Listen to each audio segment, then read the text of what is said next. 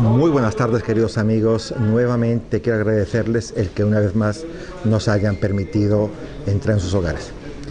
Esta tarde contamos como invitado con un ilustre personaje de la política española, del antes, del durante y seguramente que del después. Es don Antonio Trevijano García. García Trevijano, perdón. Buenas tardes, don Antonio. ¿Qué hay? Buenas Bienvenido. noches. Buenas tardes, sí.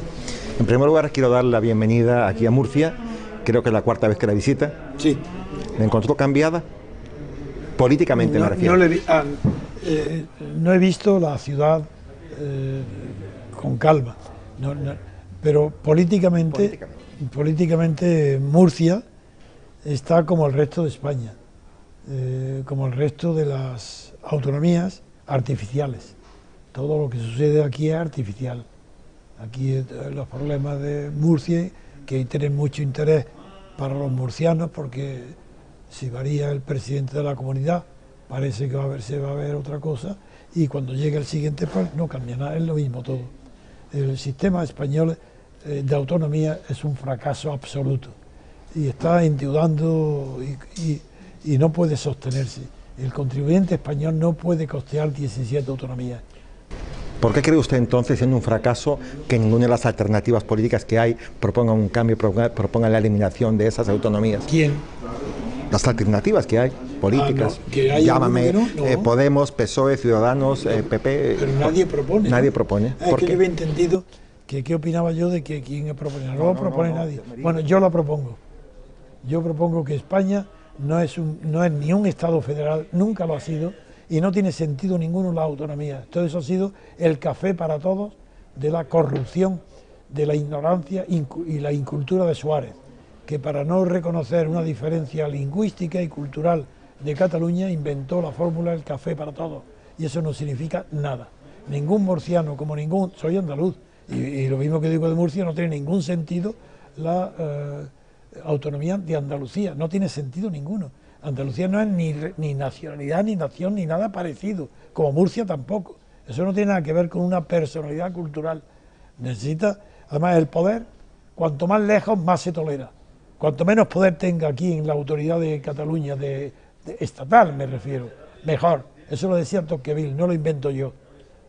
Las personas que han meditado sobre el tema de la concentración y desconcentración del poder, sabemos muy bien que una cosa es descentralizar y otra desconcentrar. Y la autonomía española no han descentralizado el poder, lo han multiplicado por 17. Y hay una mayor concentración de poder en Murcia que había antes de la autonomía. Aquí hay mucho más hoy dependencia del poder que había antes de la autonomía, porque han confundido.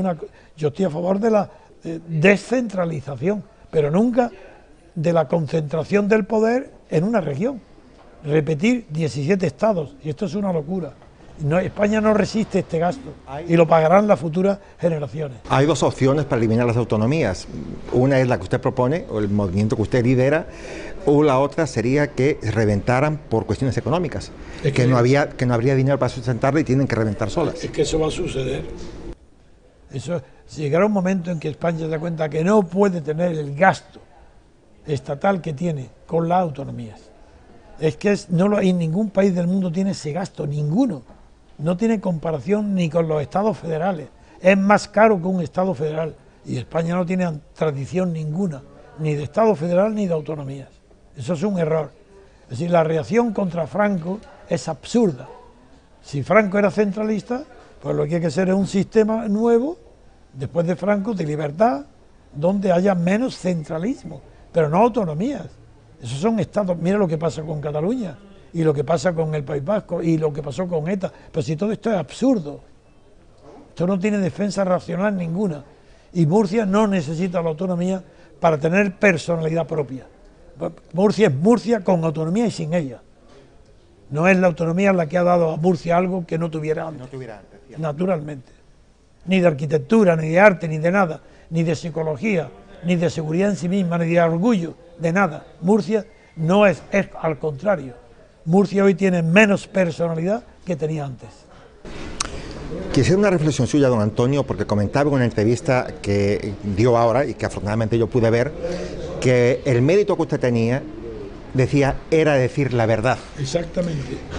¿En qué sociedad podemos vivir cuando la verdad se considera un medio, o sea, un mérito poco común? ¿En qué sociedad vivimos? Vivimos en una sociedad donde lo que prospera, triunfa y está de moda es la mentira. Si no mientes, no hay nada que... no vendes, hay que mentir. Pero antes nos conformábamos con la literatura.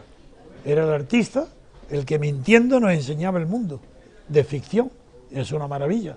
Hoy no. Hoy la mentira está en la realidad, no en la novela. Entonces lo que tenemos es un mundo ficticio.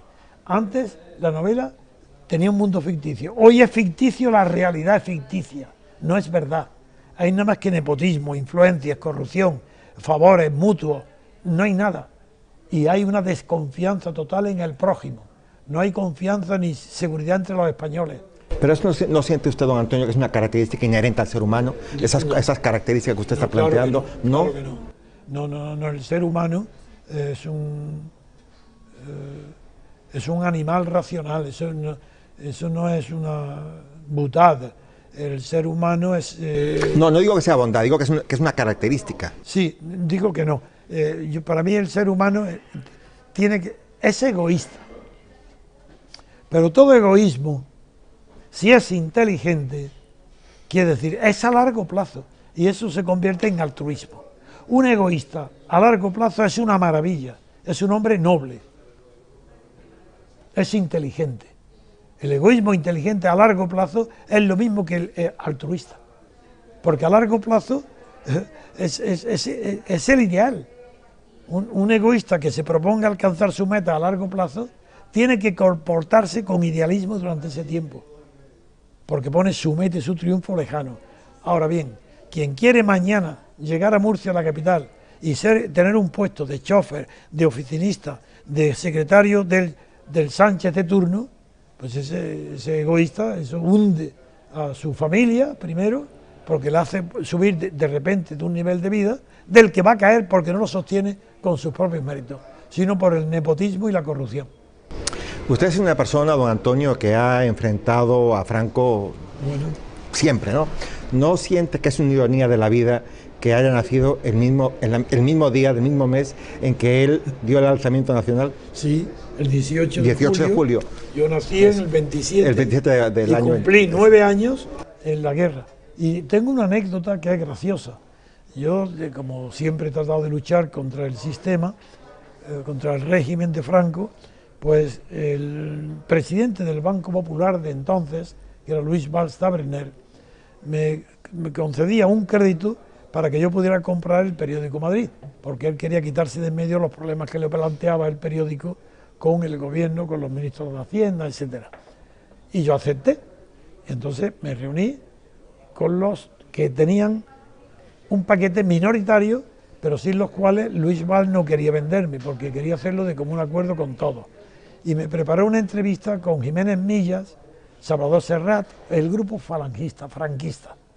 Y yo me reuní en el restaurante Ardi, en Madrid, con ellos, y pasé el examen. Me hicieron un examen duro, pero yo sabía lo que iba, y sin mentir, pero valía todo. Y ya en los postres, celebrando el acuerdo, que me lo vendieron en 82 millones de pesetas, en el postre, Jiménez Millas me pregunta, ¿y qué piensa usted del 18 de julio? Y digo, ¿qué voy a pensar? El día más grande de mi vida. Y dijeron, ¿cómo? Se quedaron, sabían que yo era opositor. ¿Y cómo? Pues sí, el día más grande de mi vida. Entonces, cuando al final me dijeron, ¿esto qué es? Digo, no, hombre, es que nací. Se rompió, no me dieron el periódico. Perdí el contrato. No aceptaron y perdí el contrato por esa broma que dije que el día más grande de mi vida fue el 18 de julio. Lo que pasa a veces, se dio cuenta que le estaba tomando el pelo. Lo que pasa que a veces como hay verdades que dañan, y esa de repente la dañó. Esa se dieron cuenta que yo estaba jugando con ellos. Usted en el mes de marzo, don Antonio, de una conferencia en Asturias, donde decía, entre otras cosas, decía que había prometido no volver al pasado más que para tomar impulso hacia el futuro. Exacto. Yo le pregunto una cosa, ¿realmente no es necesario a veces acudir al pasado para no cometer los errores que sabemos que se van a suceder? Siempre. Entonces, ¿por qué quiere no acudir al pasado frecuentemente? No. La frase fue, por lo visto, corta o mal entendida. Al pasado hay que recurrir siempre, pero con una condición, que sea como impulso del salto que estás preparado para el futuro, en todo momento. Si no, no. Y pongo como por ejemplo a Lenin. Yo tengo mucha admiración por Lenin, no ahora, siempre se la tuve. Yo no he sido nunca ni marxista ni comunista. Eso no tiene nada que ver, para que yo admire las personas inteligentes que ha habido en el mundo. Y yo pienso, igual que Bertrand Russell pensó de Lenin, que lo conoció y tiene escrito en sus libros que es el hombre más inteligente que conoció en toda su vida. Pues yo le tengo mucha admiración a Lenin. Y Lenin, cuando triunfa la Revolución de Octubre, cuando termina ya el cañonero Aurora bombardea el Palacio de Invierno y toman ya posesión en el Instituto Smolny, que era de las mujeres, un instituto, Lenin está preparando su despacho y está subido en una silla de espaldas a la puerta clavando un retrato y entra Trotsky y le dice: Vladimir, pero que se te puede caer encima de la cabeza, porque era Pedro el Grande. Y le dice esa broma, ¿pero qué? Y le dijo: no, es que este es, sin el pasado, sin la tradición de Pedro el Grande, no hay revolución posible. Y de ahí arranca su famosa concepción de la revolución como que era soviet y electricidad. El pasado, quien no se apoya en el pasado es un imbécil. Y está condenado a cometer los mismos errores. Sí, es imbécil, es un idiota, no sabe, no se puede prescindir del pasado nunca. ¿Cómo vamos a prescindir del pasado franquista? ¿Cómo vamos a prescindir del pasado de corrupción monárquica de Juan Carlos y de este rey? ¿Cómo vamos a prescindir de eso? Pero, don Antonio, si usted, efectivamente, pero siendo así, la monarquía tiene sus muchísimos defectos. ¿Cómo usted, siendo republicano, defendía y apoyaba a Juan de Borbón? Sí, me la han hecho muchas veces esta pregunta, e incluso me la han hecho delante del propio conde de Barcelona. Y mi respuesta es muy sencilla. Yo fui el conde de Barcelona me llamó a mí para conocerme, sabiendo que yo era republicano. Pero me conoció y al poco tiempo tuvo una confianza enorme en mí. Y entonces él me dijo que él quería que yo lo ayudara a derribar a Franco y que él aceptaba que después de Franco y de un tiempo prudente se celebrara un referéndum sobre la monarquía o la república. Y él me pedía que yo lo acompañara y dirigiera su acción política hasta ese momento. Y yo digo, acepto, porque era la única manera de derribar pacíficamente a Franco, era a través del conde de Barcelona. Por eso lo acepté. Pero yo nunca le oculté, ni él pretendió nunca apartarme de la república. Pero yo nunca he sido partidario de la Segunda República, cuidado, que en eso me distingo de todos los republicanos actuales. Yo la Segunda República no quiero volver de ninguna manera, porque es una república parlamentaria, anacrónica, antigua, una república que empieza diciendo España es un país de trabajadores, se define como un país de trabajadores. ¿Qué es eso? La república no es de trabajadores ni de banqueros, es de todos los españoles, de todas las clases sociales. Y luego, si la república segunda hubiera sido inteligente, hubiera sido producto no de una avenida, porque Albino nadie la trajo, fue el rey que huyó. Albino la república sin preparación ninguna. Si hubiera sido producto de una preparación como hay ahora, que es todo el movimiento que dirijo, que así sabemos muy bien lo que queremos y a dónde vamos, nunca hubiera sido una república parlamentaria, hubiera sido una república presidencialista. Entonces, por ejemplo, Azaña, presidente de la República, hubiera evitado con un plumazo todo conato de guerra civil, porque como presidente hubiera sido el jefe del ejército. Presidencialismo. Yo quiero una república presidencialista, como la de Estados Unidos, como la de Francia, mejor que las dos, porque tenemos más conocimiento por el transcurso del tiempo y por el conocimiento de los defectos que han tenido tanto De Gaulle como la Constitución de Estados Unidos. Mis libros son mejores que la Constitución de Estados Unidos y de Francia. ¿Es esa diferencia la que determina que usted se considere más que republicano, repúblico? Sí, señor, porque el republicano es pasivo. Republicano lo dice la propia voz. Es un partidario de la República que no hace nada para que la República llegue a buen puesto. Por ejemplo, republicanos son el Partido Comunista, que es capaz de estar 100 años de monarquía, viviendo de la monarquía, y se llama republicano. o Esquerra Republicana de Catalana. Los catalanes separatistas quieren la república, pero llevan ya 30 o 40 años viviendo de la monarquía. Y todos los que aceptan el dinero de la monarquía se llaman republicanos y es mentira, no lo son. En cambio, un repúblico es imposible que engañe, porque el repúblico es activo, es el que hace una acción dirigida a la instauración o la conquista pacífica de la república. Un repúblico sí es de fiar, un republicano no sirve para nada. Sí, para sacar banderas, para eso sirve, pero no para llegar a cambiar el sistema. Dice usted, don Antonio, que los republicanos son pasivos. Sí. Independientemente de la ideología que tenga cada uno en España, ¿no siente que somos todos un poco republicanos por permitir lo que está sucediendo y no hacemos nada? Yo creo que republicanos de verdad en España no, hay muy pocos, que se sienten, no hay tradición monárquica en España, pero en cambio los españoles están aceptando una monarquía de Franco, designada por Franco, nombrada por Franco, y aquí están todos los españoles votando, menos el tercio que no vota, que es a donde yo me dirijo. Pero yo no creo, España es verdad que no españoles no creen en nada, son indiferentes, y como son indiferentes, lo positivo que es la corrupción, a por ella, la autonomía, a por ella, votar, venga, vamos, a cambio de dinero, pero no creen en nada, no son idealistas. ¿Por qué siente que el español es indiferente, que es apático? Por la guerra civil, porque en la guerra civil terminó el valor de los españoles y el valor de las ideas de los españoles. La guerra civil agotó las reservas que había de honradez, de nobleza y de inteligencia. Pero la guerra civil sucedió hace 70 años, pues, y hoy quizá de repente la gente de 40 años sí, es más apática que la gente que tiene ahora 70, la edad suya, por ejemplo, un joven de 90 años. Es la diferencia con Estados Unidos.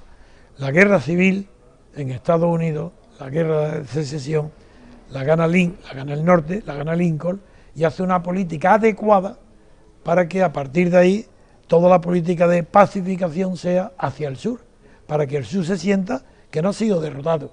En España se hace lo contrario. Franco dedica 40 años para aprovecharse de la victoria a sus partidarios y los derrotados los renueva hasta después de su muerte. Y ahora los Podemos y compañía es como una especie de revancha tonta, inútil, sin cabeza, como un pollo sin cabeza. De manera que Franco tiene el Escorial, venga, echemos de Escorial, venga, memoria histórica, venga, las cunetas, limpiar. En eso perdéis tiempo en las calles, en lugar de estar luchando por la libertad. ¿De qué pretexto tiene ahora? Hablo de Podemos y hablo de Rivera, de los nuevos, que vienen a inyectar sangre joven a una monarquía vieja, caduca, nombrada por Franco. Son la representación del franquismo. Sí, estos. Porque están actuando como si Franco viviera, para fastidiar a Franco. Pero si Franco hace ya 40 años que murió, ¿cómo es posible que no tengáis pensamientos de futuro? Hacen como los catalanes. Todo el que hoy triunfa es porque quiere hacer lo contrario que hizo Franco. Así viven pendientes de Franco, para hacer lo contrario que él. ¿Está condicionando Franco la vida de los españoles para 100 años? ¿Qué es esto? ¿Qué vergüenza es esta? Eso es lo que yo denuncio. Por eso pido una renovación cultural, acabar con ese tema. Hay otros temas más importantes que el franquismo ni que el recuerdo histórico. Una cosa es la historia, otra cosa es querer vivir contra la historia. La ley del péndulo está bien para el pueblo, pero jamás para las clases dirigentes. Una persona culta no se rige por la ley del péndulo. No es porque Franco fuera centralista que una persona inteligente se hace autonómico, de autonomía, ni a la inversa. Eso no tiene nada que ver. Una persona inteligente no actúa como reacción contra, sino sabiendo él, teniendo fundamento a su pensamiento. La ley del péndulo, en cambio, en España es la que está funcionando. Una ley propia para el pueblo, para las masas, y de bruto para los élites. Embrutece a las élites, la ley del péndulo. Comentaba usted que el movimiento que usted preside, don Antonio, es un movimiento cultural. Sí, es cultural. Realmente, cuando logren su objetivo, abandonarán este espacio y le dejarán espacio a otra, a la política. Sí, señor. ¿Quién va a ocupar ese espacio? Porque vamos a ver, es una cuestión cultural. Realmente, hoy el pueblo español no está preparado. No. Y pasarán seguramente algunos años bastantes, porque eso se aprende en la escuela posiblemente. No. Es una opinión muy extendida. Los pueblos, todos los pueblos están preparados para la libertad. Todos.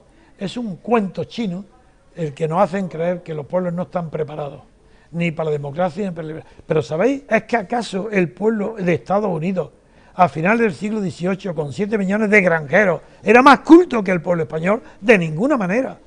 No, no, los pueblos siempre están preparados para la libertad, pero hacen las escuelas, los profesores, las clases dirigentes, hacen creer que no está preparado para ir a la política. ¿Y cuándo estará preparado? No hablo de esto ahora, desde Kant, los grandes maestros, los grandes filósofos, todos han dicho lo mismo. Eso es mentira. ¿Acaso a un niño no se le pone a andar hasta que no aprenda a andar? ¿Acaso no hay que dejar que un niño se caiga para que aprenda a andar? Pues lo mismo pasa con la libertad. Como que no están preparados para la libertad, dejadlos que anden en la libertad y que se caigan. Pero lo que no se puede aprender es sin libertad, jamás. Como un niño no se caiga, no aprende a andar. Y si las madres quieren protegerlo tanto, asustándolos porque se pueden caer, le están haciendo un inútil de mayor. Los modelos republicanos, don Antonio, tienen sus grises y sus claros, ¿no? Podemos citar el caso, por ejemplo, de Venezuela. Sí. Okay, podemos citar el caso de la República Popular de China, sí. Podemos citar el caso de la República de Corea, sí. Okay. ¿Realmente la República es una garantía de bienestar para la ciudadanía? No. ¿O se requiere un instrumento adicional? Sí. Okay. ¿Quién brinda ese instrumento, sí, don Antonio? Es que una cosa es la República, que es condición sine qua non, pero no suficiente. Es decir, la República es una condición para que no haya monarquía, porque eso es un privilegio de una familia que se transmite a todos los ciudadanos, el carácter privilegiado del poder. En cambio, la república, siendo necesaria, eso lo explico yo en mi libro, que es el factor republicano, no es suficiente, porque para que la república sea suficiente necesita tener un sistema democrático. Y el sistema democrático tiene dos condiciones, sin las cuales es imposible. Una, que sea representativo, por eso se llama la república representativa o la democracia representativa. El sistema español no es representativo, porque las listas de partidos no representan a nadie, ni siquiera al jefe de partido que hace las listas, no. El jefe de la lista hace las listas y ordena a los diputados que hagan lo que él dice. Pero no salen en la foto. Ni lo representan a él. Un jefe de partido no tolera ser representado él por su diputado. No les da esa libertad ni esa categoría, le da órdenes. Y un apoderado no representa a nadie si recibe órdenes del dueño. Y eso le pasa ya en España actual. Pero ese es en cuanto a la primera parte. Y la segunda, que tiene que haber separación de poderes. La democracia tiene que ser representativa y con poderes separados. Y dice la Revolución Francesa, en el artículo 16, el apartado 9, dice que no hay sin constitución, sin separación de poderes, no hay constitución. ¿De qué cosa más sencilla para que la gente piense qué significa esto? ¿Acaso España no era España sin constitución? ¿Acaso España empieza su vida política con la Constitución? Es que no hay historia anterior cuando no había, con Franco no había Constitución. ¿Acaso eso no era España? ¿Pero qué tonterías nos están diciendo? No, para que haya Constitución tiene que constituir algo. ¿Constituye a España? No. ¿Constituye a la nación española? No. ¿Qué es lo que constituye? Las libertades no, los derechos no. ¿Qué constituye la nación? Lo diré. La separación de poderes, que sin Constitución no existe.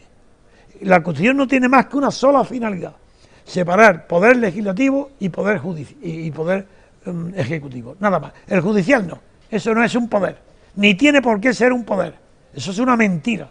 El poder judicial tiene que ser independiente, que no tolere que nadie tenga poder sobre él, pero que tampoco él tenga poder sobre nadie. Eso no es un poder, tiene que ser independiente. Poderes dos, y los dos tienen que estar separados, con influencia mutua, vigilándose uno a otro, para que tú y yo podamos dormir tranquilos. Esas son frases que están en El Federalista, de los fundadores de Estados Unidos. Para que podamos los ciudadanos estar tranquilos, necesitamos que las ambiciones de poder se vigilen unos a otros, se enfrenten, se teman, se denuncien, no se puedan ver, que no tengan simpatía entre ellos. Cuanto más enemistad haya entre un poder legislativo y un poder ejecutivo, mejor para el ciudadano. Esa es la separación de poderes. Todo lo que se enseña en las universidades y en las escuelas es falso, es mentira. Y lo que dicen los periódicos en España, sobre todo los que presumen de intelectuales, como el país, es mentira. No tienen idea, no han estudiado, no conocen los fundamentos. No es verdad. Son gente muy débil. ¿Por qué no me llaman? ¿Por qué no me dejan a mí? ¿Por qué no discuten conmigo? No, nadie me llevará a una televisión de gran audiencia. Nadie. Por eso, porque sé todo lo que estoy diciendo, el fundamento. Sé de dónde viene. Vamos a hacer un pequeño corte comercial, don Antonio, pero le dejo una pregunta para que me la responda al regreso, ¿no? Decía, en el libro suyo, Pasiones de servidumbre, comentaba que, examinando las pasiones más visibles de los comportamientos actuales de los españoles, todas van orientadas a obedecer, a dar tranquilidad al Estado. Sí. En ese sentido son pasiones de servidumbre porque no es la razón la que actúa, sino el subconsciente. Sí. Le pregunto, ¿procurar un cambio en una sociedad como la española, donde está acostumbrada a servir, no es una tarea harto difícil? Me la contesta al regreso del corte. Regresamos en unos minutos, queridos amigos. Queridos amigos, retomamos nuevamente la entrevista que mantenemos con don Antonio García Trevijano. Le hacía una pregunta antes del corte, don Antonio, usted la sabe porque la escribió usted, ¿no? ¿No es un pueblo, el español, que tiene memoria genética, por lo tanto está acostumbrado a obedecer? Es una tarea harto difícil la que usted propone, que sea un pueblo independiente, un pueblo con iniciativa, un pueblo activo. ¿No es una tarea difícil? Mucho. Por eso el movimiento que yo presido y fundé es cultural, prepolítico. No vamos directamente a ocupar ni pretendemos ocupar el poder. Queremos crear una cultura de la libertad política colectiva. Y con esa cultura llegará por sí sola a determinar ella la política colectiva. Por eso, tiene razón. Es verdad que yo lo digo en pasiones de servidumbre, pero también digo, en esas pasiones de servidumbre, tengo una lista larga de pasiones de servidumbre, pero también señalo algunas que no son de servidumbre, como el orgullo, por ejemplo. La soberbia es un vicio repugnante. La vanidad es un vicio desagradable. Pero el orgullo es una virtud maravillosa que ha sido confundida desde hace muchísimo tiempo por los padres de la Iglesia con la soberbia. Pero el orgullo se rehabilita por sí mismo. No voy a citar los grandes filósofos y escritores que han alabado el orgullo, entre ellos Montesquieu. No, el orgullo es la dignidad de uno mismo, no es amor propio, es el orgullo de saber que perseguimos y que tenemos ideales muy superiores a nosotros, y tenemos orgullo de que esos ideales nos hayan elegido, ahora hablaré de la libertad, para que los llevemos sobre nuestros hombros. Yo tengo orgullo de ser portador del mensaje de la libertad durante 80 años o durante 70 años. Tengo orgullo. ¿Cómo va a ser eso un defecto? ¿Por qué? Porque estoy orgulloso de que la libertad me ha elegido. Porque yo no tenía, con 16 años, yo no tenía discernimiento. Y sin embargo, mi primer acto de sabotaje contra la falange y contra el franquismo lo hice en el Instituto Padre Suárez de Granada con 16 años. Y yo tengo orgullo de que desde los 16 años hasta los 90 no he cambiado un ápice, sigo siendo el mismo. Eso es, yo creo, eso me siento orgulloso, que la libertad me haya elegido a mí, no yo a ella. Me ha elegido a mí para que yo no me rinda, y no me rendiré. Soy un privilegiado. Citaba ahora don Antonio a Montesquieu, y yo le una frase que le quiero leer a usted, que también es suya, ¿no? Dice que mi concepción del Estado es pasional. En ella están Montesquieu y Rousseau, pero también la escuela escocesa, que referente a los sentimientos morales, que las pasiones explican mejor el Estado que las razones. Pero también Rousseau comentaba, y sobre eso quiero una reflexión suya, que decía que decía, todas las pasiones son buenas mientras uno es dueño de ellas, y todas son malas cuando nos esclavizan. Total. ¿No está siendo el movimiento que usted lidera en este momento una esclavitud para usted?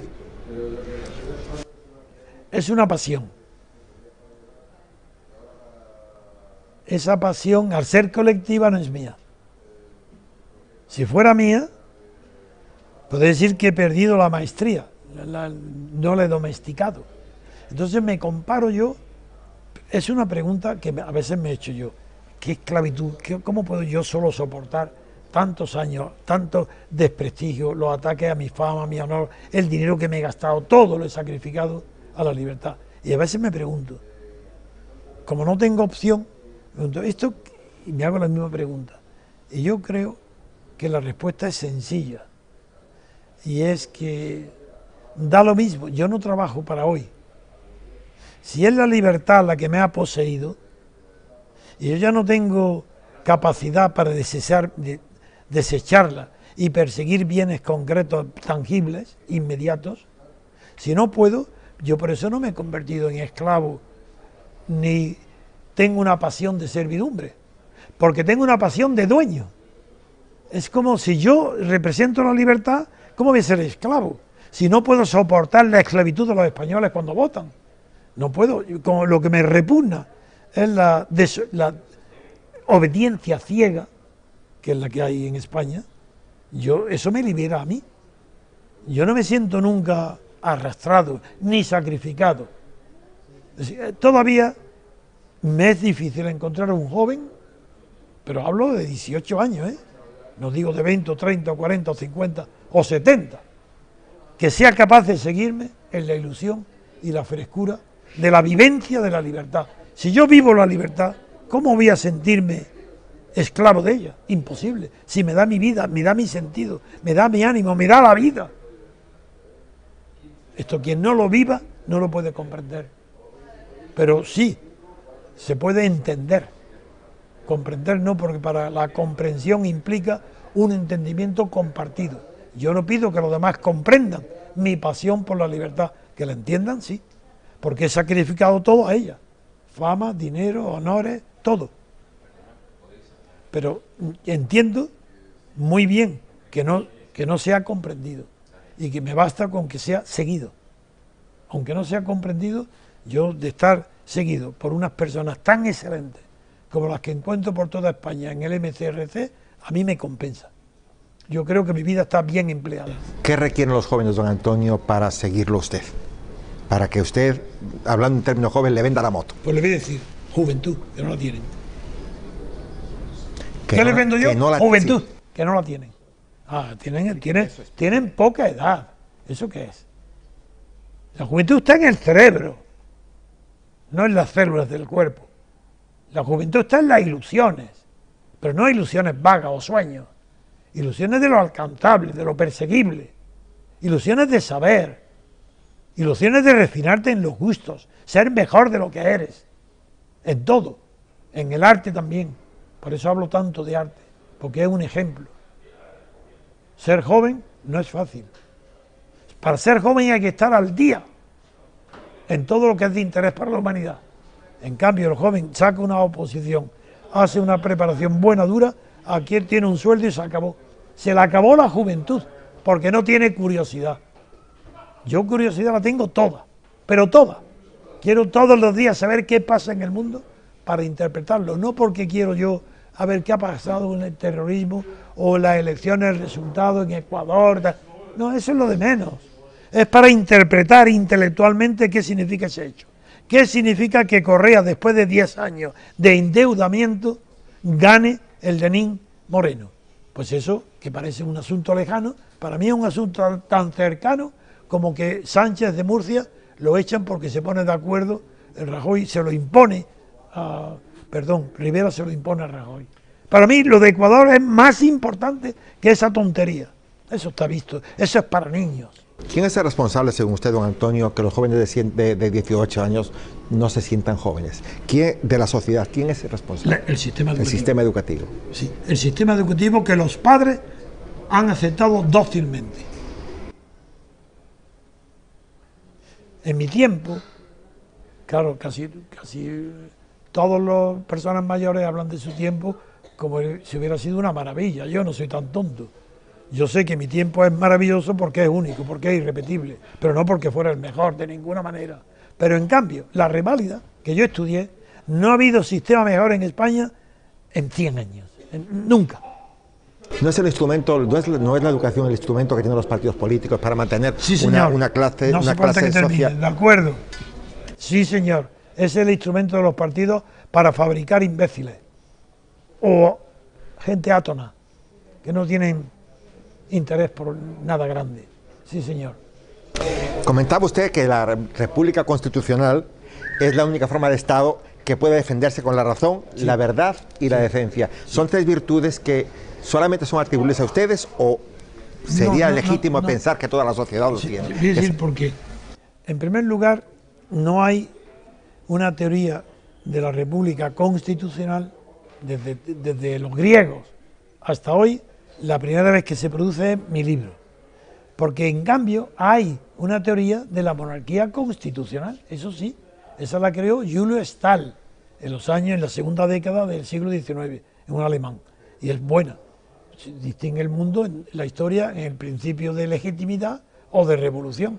Entonces, basado en esa dicotomía, construye la monarquía como la salvaguardia del principio de legitimidad para el mundo, y es maravillosa, de bien escrita y de la concepción, pero es para la monarquía, ¿de acuerdo? Y yo he concebido un sistema más profundo que el de Julio Stahl para darle una legitimación a la República. Y he construido en mi segundo tomo de la República, el factor republicano, el primer análisis que se ha hecho en la filosofía política para definir la República, no porque no sea monarquía, que es lo que hacen desde Aristóteles a hoy todos, porque la República es lo que no es monarquía, no. Yo he definido la monarquía por lo que es en sí misma, por el factor republicano. Y ahí en mi libro he llegado a descubrir, con muchísimo trabajo, muchísima meditación, con muchísimo estudio de todos los que han hablado de temas, no de republicanos. Por ejemplo, ahí me apoyo muchísimo en un filósofo granadino de España, que es Francisco de Suárez, con el maestro del barroco, de la escolástica, y que en Portugal hizo la célebre Universidad de Coimbra, creó la gran cátedra prima.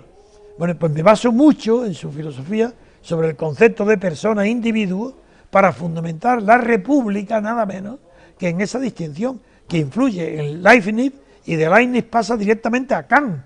Tiene esa tradición, he tenido que descubrirla, restaurarla, y sobre eso he edificado la autonomía del concepto de la república como algo positivo, porque la república, a diferencia de la monarquía, sobre esa base filosófica, se puede decir que la diferencia entre individuo e individualización, o mejor dicho todavía, entre las diferencias individuales y las diferencias individualizadas, y esa diferencia entre naturaleza y sociedad, porque la naturaleza crea individuos, pero la sociedad es la que crea la individualización, eso no es la naturaleza. Sobre esa base creo yo el factor último de la república, porque una monarquía impide eso. ¿Dónde está la falla, don Antonio, si es que hay esa falla, para que este mensaje que usted está comentando, a mi juicio coherente, muy coherente, no sea comprado por la mayoría de la sociedad?